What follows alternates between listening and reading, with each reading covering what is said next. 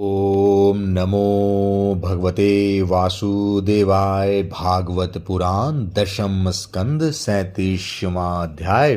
केशी और व्योमासुर का उद्धार तथा नारद जी के द्वारा भगवान की स्तुति। श्री सुखदेव जी कहते हैं, परीक्षित, कंस ने जिस केशी नामक दैत्य को भेजा था वह बड़े भारी घोड़े के रूप में मन के समान वेग से दौड़ता हुआ ब्रज में आया। वह अपनी टापों से धरती खोदता आ रहा था। उसकी गर्दन के छितराए हुए बालों के झटके से आकाश के बादल और विमानों की भीड़ तितर बितर हो रही थी। उसकी भयानक हिनहिनाहट से सब के सब भय से कांप रहे थे। उसकी बड़ी बड़ी आंखें थी, मुंह क्या था मानो किसी वृक्ष का खोलर ही हो। उसे देखने से ही डर लगता था। बड़ी मोटी गर्दन थी, शरीर इतना विशाल था कि मालूम होता था काली काली बादल की घटा है। उसकी नीयत में पाप भरा था। वह श्री कृष्ण को मारकर अपने स्वामी कंस का हित करना चाहता था।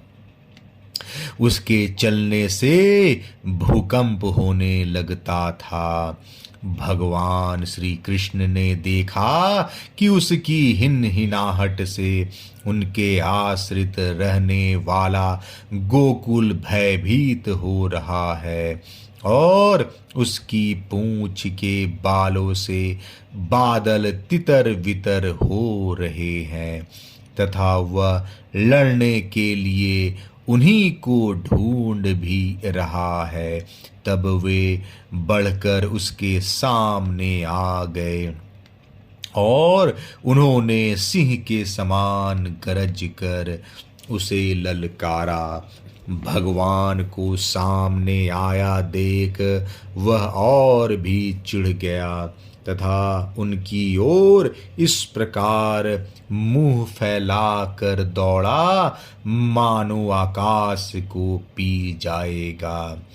परीक्षित, सचमुच केशी का वेग बड़ा प्रचंड था। उस पर विजय पाना तो कठिन था ही, उसे पकड़ लेना भी आसान नहीं था।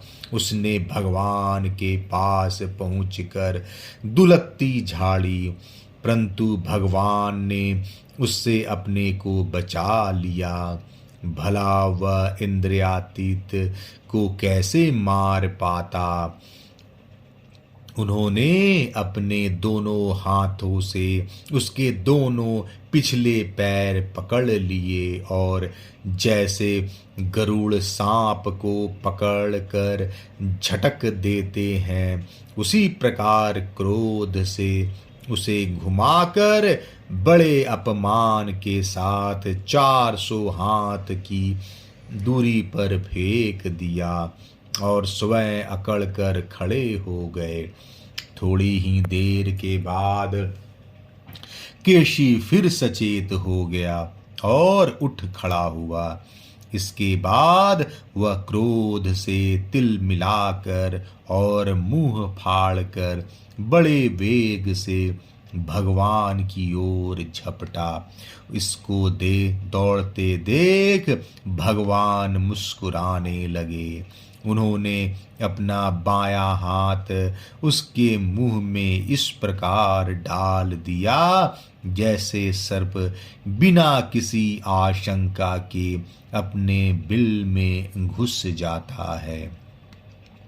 परीक्षित, भगवान का अत्यंत कोमल कर कमल भी उस समय ऐसा हो गया मानो तपाया हुआ लोहा हो। उसका स्पर्श होते ही केशी के दांत टूट टूट कर गिर गए और जैसे जलोदर रोग उपेक्षा कर देने पर बहुत बढ़ जाता है वैसे ही श्री कृष्ण का भुज दंड उसके मुंह में बढ़ने लगा। अचिंत शक्ति भगवान श्री कृष्ण का हाथ उसके मुंह में इतना बढ़ गया कि उसकी सांस के भी आने जाने का मार्ग न रहा। अब तो दम घुटने के कारण वह पैर पीटने लगा। उसका शरीर पसीने से लथपथ हो गया। आंखों की पुतली उलट गई। वह मल त्याग करने लगा। थोड़ी ही देर में उसका शरीर निश्चेष्ट होकर पृथ्वी पर गिर पड़ा तथा उसके प्राण पखेरु उड़ गए। उसका निष्प्राण शरीर फुला हुआ होने के कारण गिरते ही पकी ककड़ी की तरह फट गया। महाबाहु भगवान श्री कृष्ण ने उसके शरीर से अपनी भुजा खींच ली। उन्हें इससे कुछ भी आश्चर्य या गर्व नहीं हुआ। बिना प्रयत्न के ही शत्रु का नाश हो गया। देवताओं को अवश्य ही इससे बड़ा आश्चर्य हुआ।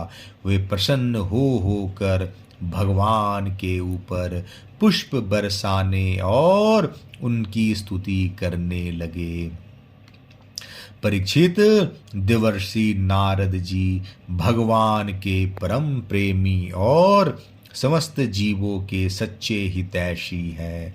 कंस के यहाँ से लौटकर वे अनायास ही अद्भुत कर्म करने वाले भगवान श्री कृष्ण के पास आए और एकांत में उनसे कहने लगे, सच्चिदानंद स्वरूप श्री कृष्ण, आपका स्वरूप मन और वाणी का विषय नहीं है। आप योगेश्वर हैं। सारे जगत का नियंत्रण आप ही करते हैं। आप सबके हृदय में निवास करते हैं और सब के सब आपके हृदय में निवास करते हैं। आप भक्तों के एकमात्र वांछनीय यदुवंश शिरोमणि और हमारे स्वामी हैं। जैसे एक ही अग्नि सभी लकड़ियों में व्याप्त रहती है, वैसे एक ही आप समस्त प्राणियों के आत्मा हैं। आत्मा के रूप में होने पर भी आप अपने को छिपाए रखते हैं, क्योंकि आप पंचकोश रूप गुफाओं के भीतर रहते हैं। फिर भी पुरुषोत्तम के रूप में, सबके नियंता के रूप में और सबके साक्षी के रूप में आपका अनुभव होता ही है।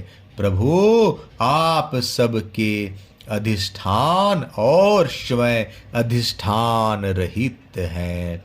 आपने सृष्टि के प्रारंभ में अपनी माया से ही गुणों की सृष्टि की और उन गुणों को ही स्वीकार करके आप जगत की उत्पत्ति, स्थिति और प्रलय करते रहते हैं। यह सब करने के लिए आपको अपने से अतिरिक्त और किसी भी वस्तु की आवश्यकता नहीं है, क्योंकि आप सर्वशक्तिमान और सत्य संकल्प हैं। वही आप दैत्य, प्रमथ और राक्षसों का, जिन्होंने आजकल राजाओं का वेश धारण कर रखा है, विनाश करने के लिए तथा धर्म की मर्यादा की रक्षा करने के लिए यदुवंश में अवतीर्ण हुए हैं। यह बड़े आनंद की बात है कि आपने खेल ही खेल में घोड़े के रूप में रहने वाले इस केशी दैत्य को मार डाला। इसकी हिनहिनाहट से डरकर देवता लोग अपना स्वर्ग छोड़कर भाग जाया करते थे। प्रभु अब परशु मैं आपके हाथों चाणूर मुष्टिक, दूसरे पहलवान कुवल्या पीड़ हाथी और स्वयं कंस को भी मरते देखूंगा। इसके बाद शंखाशूर, काल्यावन, मुर और नरकासुर का वध देखूंगा। आप स्वर्ग से कल्प वृक्ष उखाड़ लाएंगे और इंद्र की चीचपड़ करने पर उनको उसका मजा चखाएंगे। आप अपनी कृपा, वीरता, सौंदर्य आदि का शुल्क देकर वीर कन्याओं से विवाह करेंगे और जगदीश्वर आप द्वारका में रहते हुए निर्ग को पाप से छुड़ाएंगे। आप जामवंती के साथ शमंतक मणि को जामवंत से ले आएंगे और अपने धाम से ब्राह्मण के मरे हुए पुत्रों को ला देंगे। इसके पश्चात आप पौंड्रक मिथ्या वासुदेव का वध करेंगे, काशीपुरी को जला देंगे।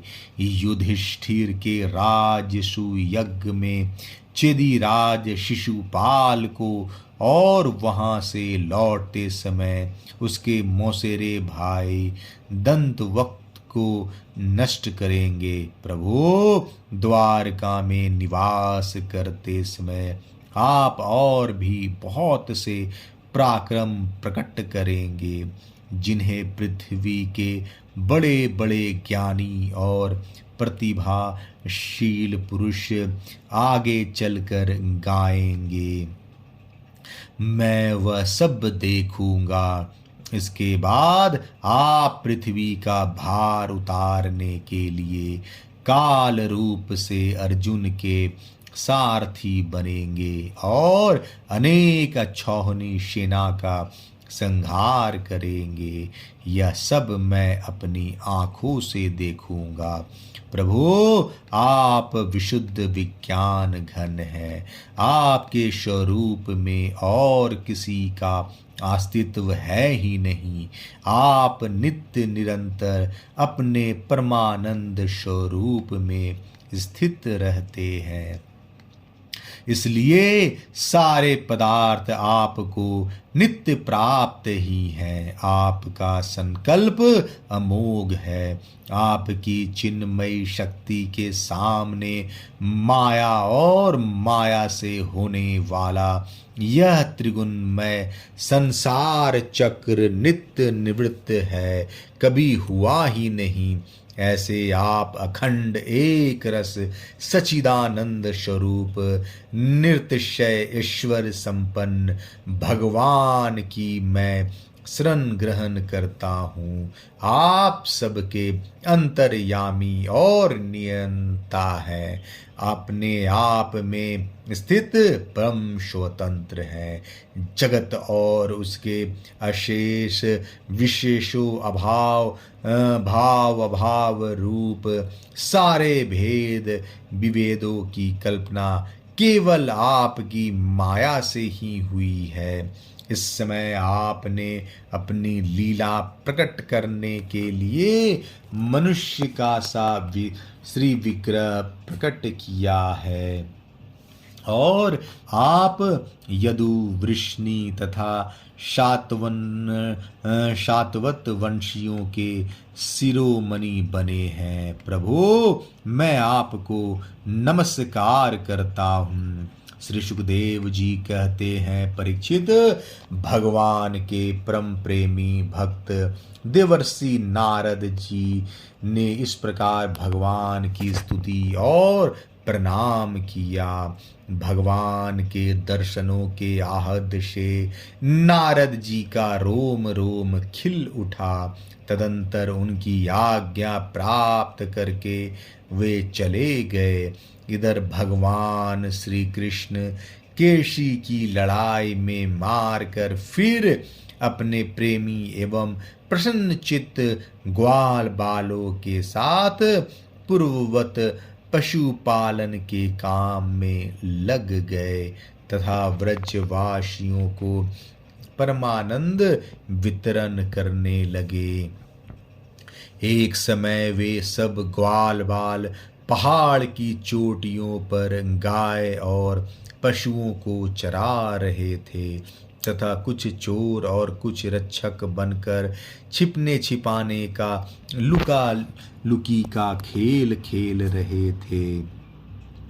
राजन, उन लोगों में से कुछ तो चोर और कुछ रक्षक तथा कुछ भेड़ बन गए थे। इस प्रकार वे निर्भय होकर खेल में रम गए थे।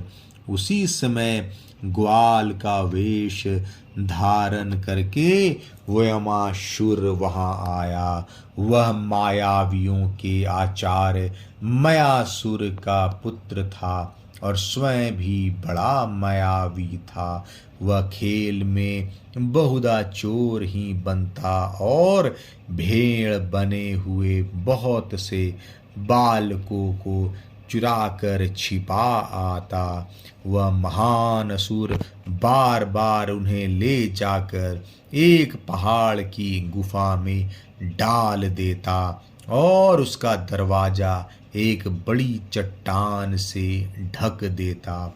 इस प्रकार ग्वाल बालों में केवल 4-5 बालक ही बच्चे रहे।